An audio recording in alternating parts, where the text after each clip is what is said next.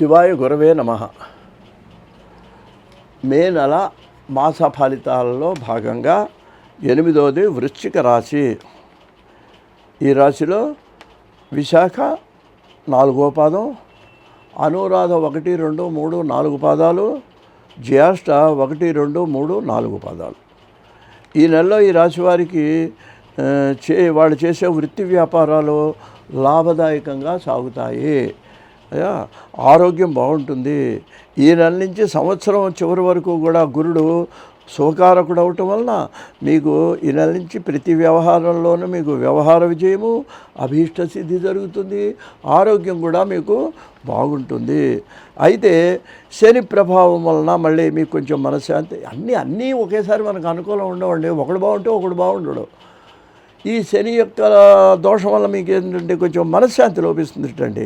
కాబట్టి దీనికి మీరు చేయాల్సింది ఏంటంటే శనివారం నాడు ఆంజనేయ ఆరాధన, అదేవిధంగా దుర్గారాధన కానీ చేసినట్లయితే మీకు ఆ శని బాధలు కొంతవరకు మీకు తగ్గుతాయి.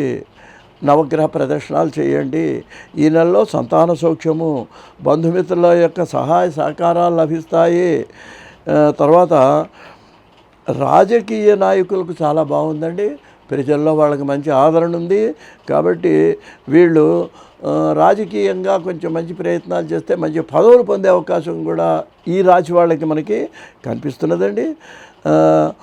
కొంతమందికి శత్రుమూలక ఇబ్బందులు ఉన్నప్పటికీ మీదే పై చేయి అవుతుంది. అంటే ఆఖరికి వచ్చేటికి మీరే విజయాన్ని పొందుతారు.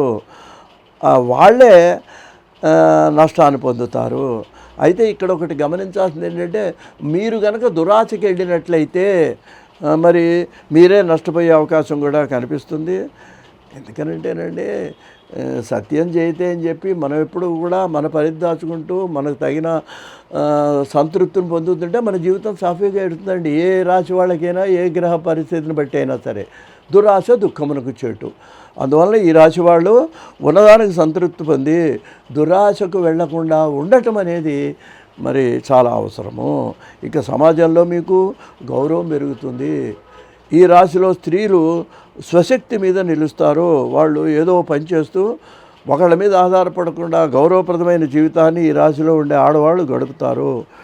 అవివాహితులకు వివాహం అయ్యేటువంటి అవకాశాలు కనిపిస్తున్నాయి. విదేశాల్లో వాళ్ళు గ్రీన్ కార్డు ప్రయత్నాలు చేస్తే ఫలించే అవకాశం కూడా మీకు కనిపిస్తున్నది. నిత్య పూజ, దేవాలయ దర్శనము మీకు అన్ని విధాలా కూడా మీకు శ్రేయోదాయకము. స్వస్తి.